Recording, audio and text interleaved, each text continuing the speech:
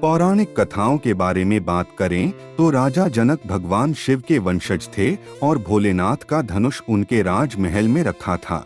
एक बार महाराज जनक ने अपनी पुत्री सीता के स्वयंवर की घोषणा का साथ ये भी ऐलान कर दिया कि जो धनुष की प्रत्यंचा को चढ़ा देगा उसी से मेरी पुत्री सीता का विवाह होगा। शिव धनुष कोई साधारण धनुष नहीं था बल्कि उस काल का ब्रह्मास्त्र था। उस चमत्कारिक धनुष के संचालन की विधि राजा जनक, माता सीता, आचार्य श्री परशुराम और आचार्य श्री विश्वामित्र को ही ज्ञात थी। जनक राज को इस बात का डर सताने लगा था कि अगर धनुष रावण के हाथ लग गया तो इस सृष्टि का विनाश हो जाएगा। इसलिए विश्वामित्र ने पहले ही भगवान राम को उसके संचालन की विधि बता दी थी। जब श्री राम द्वारा वह धनुष टूट गया तभी परशुराम जी को बहुत क्रोध आया, लेकिन आचार्य विश्वामित्र एवं लक्ष्मण के समझाने के बाद कि वह एक पुरातन यंत्र था इसलिए संचालित करते ही टूट गया, तब जाकर श्री परशुराम का क्रोध शांत हुआ। राम ने जब प्रत्यंचा चढ़ाकर धनुष को तोड़ा और माता सीता से उसका विवाह संपन्न हो गया। दोस्तों, भगवान राम ने जिस धनुष को उन्होंने तोड़ा उसकी कैसे हुई उस पिनाक धनुष की उत्पत्ति। शास्त्रों के अनुसार एक बार महर्षि कण्व ने ब्रह्मदेव की घोर तपस्या की।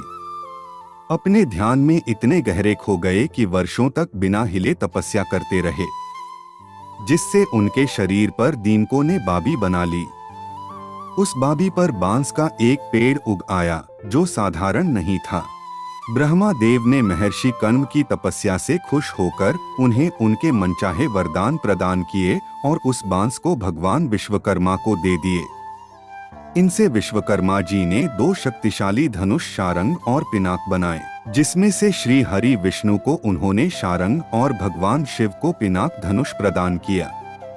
भगवान शिव ने इस धनुष को त्रिपुरासुर को मारने में उपयोग किया और देवों को सौंप दिया।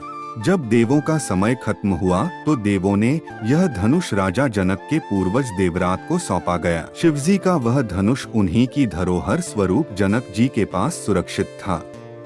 इस शिवधनुष को उठाने की क्षमता कोई नहीं रखता था।